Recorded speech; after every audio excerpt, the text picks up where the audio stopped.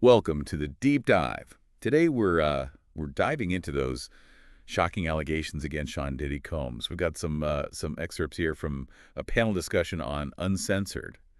They interviewed Tony Busby, the lawyer for those 120 people suing Diddy, Right. and then they brought in some other experts, some other personalities to kind of break it all down. It's crazy, right? All these accusations are coming out now, like after all these years of just rumors and whispers. Yeah, it's pretty wild, and I mean, just the sheer number of people involved is just wow. It's a lot to unpack for sure. It is.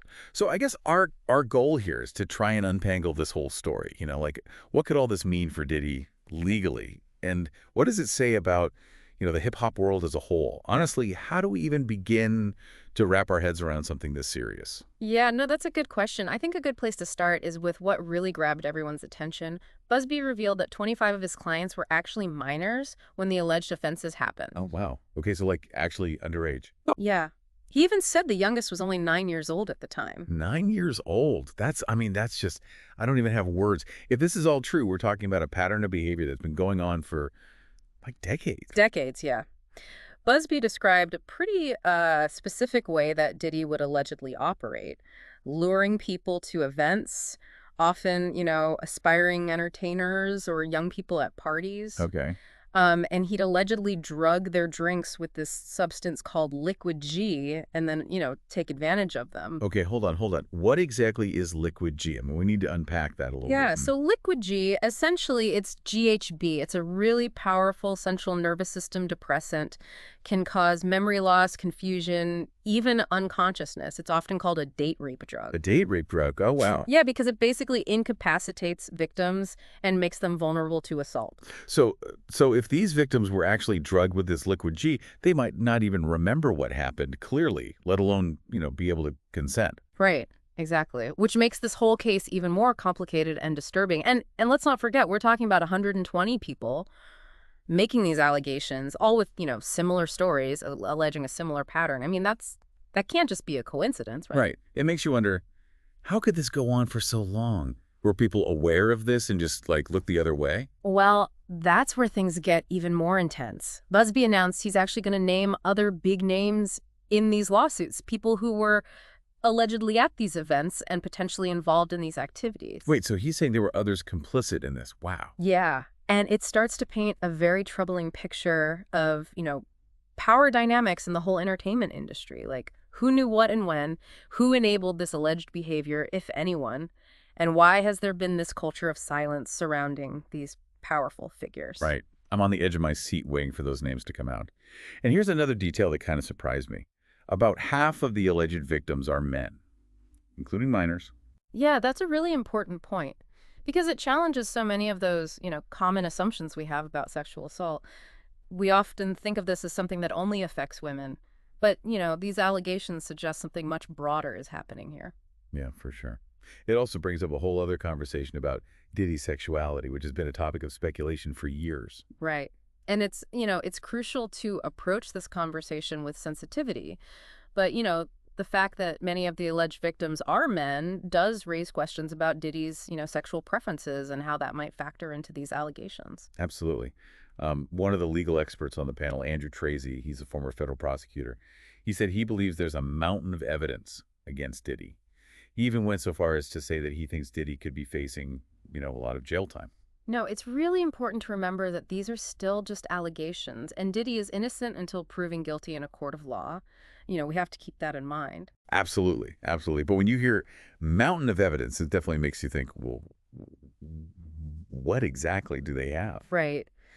We don't know the specifics yet, but Busby did mention physical evidence like bottles and photographs, even videos. Oh, well. And speaking of videos, remember that leaked footage of Diddy assaulting his then girlfriend, Cassie? Oh, yeah, that was hard to watch. It was just shocking and disturbing to see that kind of violence from someone like Diddy. It makes these new allegations seem even more believable. Like, if he was capable of that with someone he supposedly loved, what else is possible? That's what a lot of people are asking right now. The Cassie video was undeniable proof of, his capacity for violence. Yeah, absolutely. And, the panel wasn't just focused on the legal stuff.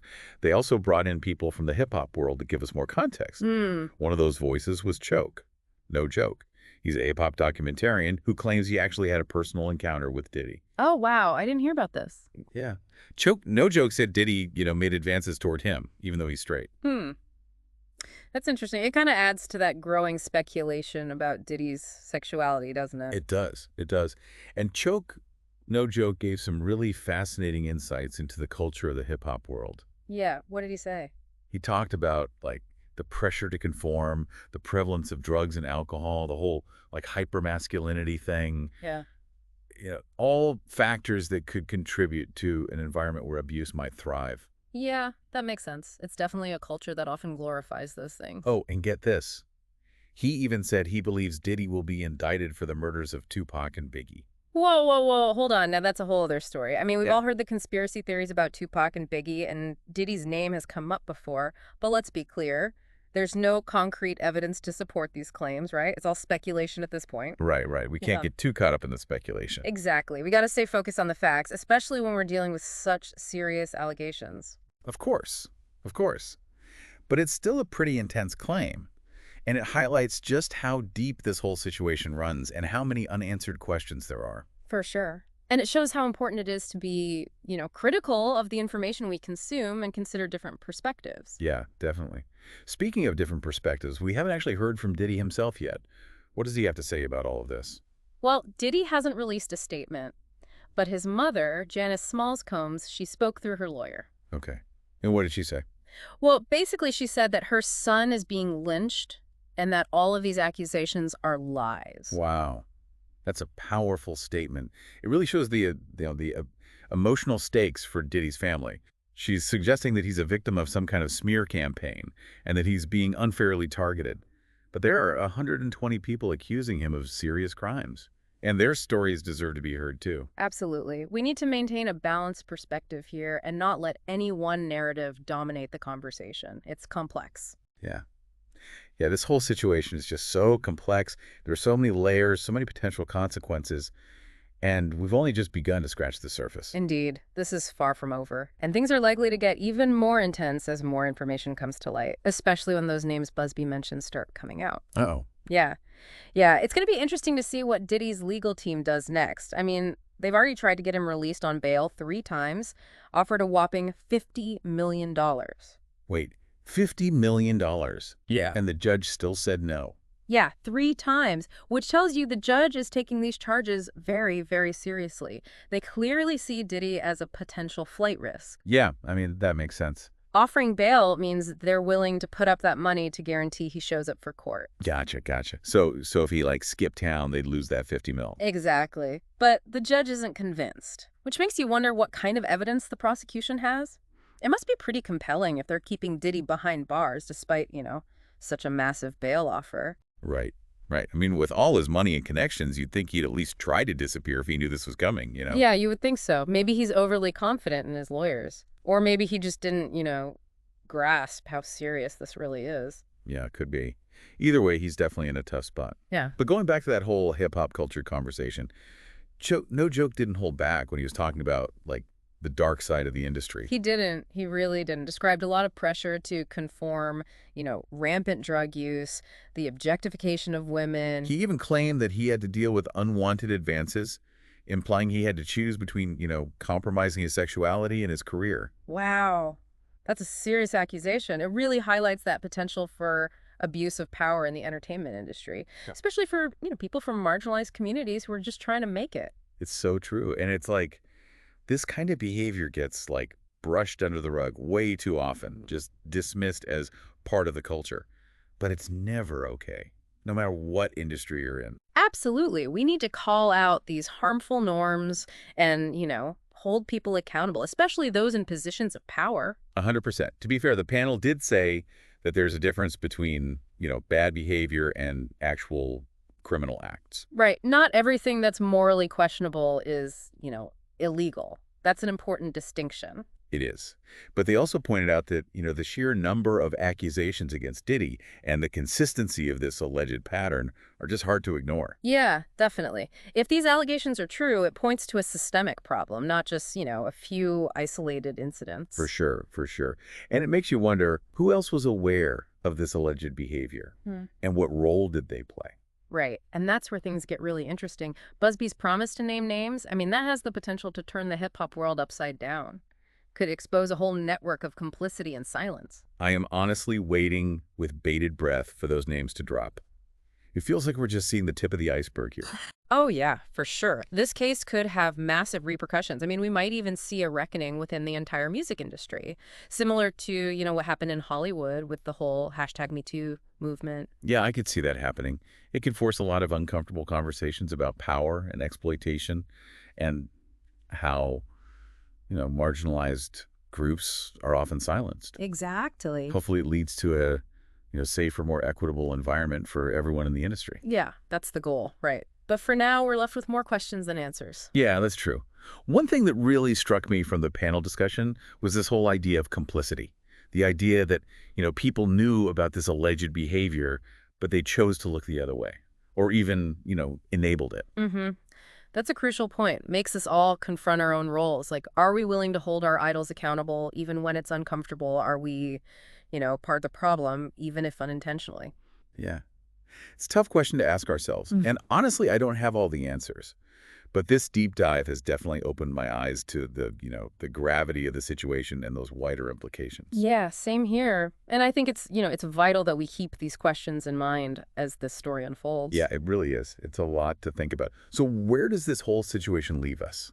Well, I think we're kind of left wondering, right, about the potential fallout for Diddy, for the whole hip hop world, for the entertainment industry in general. Yeah, it's so much bigger than just one person, isn't it? Oh, absolutely. And you remember Busby saying he's going to name names? That's what I keep coming back to. It's like a bomb just waiting to go off.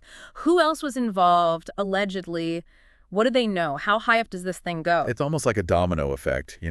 One accusation leads to another, and suddenly you've got a whole system being called into question. Yeah. Makes you think about how these power structures work, not just in hip-hop, but like in any industry where you have these huge, massive imbalances of power. Right, right. And that's what's so fascinating about this. This case, I mean, it has the potential to be a real turning point. Could force the music industry to really confront some uncomfortable truths about itself. Similar to, what we saw in Hollywood with #MeToo. Yeah, yeah. It's like, are we finally going to have that long overdue conversation about consent and exploitation, about accountability? Are we going to start believing victims and holding abusers responsible, no matter how famous or powerful they are? It's hard to say for sure, but I think this case could be a catalyst, for some real, real change. And maybe, just maybe, it'll create a safer space, a more equitable space for everyone in the industry. That's the hope, right? But for now, I think we're just stuck grappling with all these questions. Mhm. And I think it's important for all of us to keep asking those questions, even when it's uncomfortable, to keep questioning the narratives that we're told, to keep holding people accountable, and to keep believing survivors. Well said. This isn't just about Diddy. It's about power. It's about complicity. And it's about the systems that allow abuse to thrive. It's about challenging those systems and creating a world where, you know, everyone can feel safe and respected. Absolutely. This deep dive has certainly given us a lot to think about. What does this all mean for you listening right now? What resonated with you? What questions are you left with? Whatever you're feeling, I hope it encourages you to, keep digging deeper, to keep learning, to keep engaging in these really important conversations. Because at the end of the day, that's what the deep dive is all about. Thanks for joining us.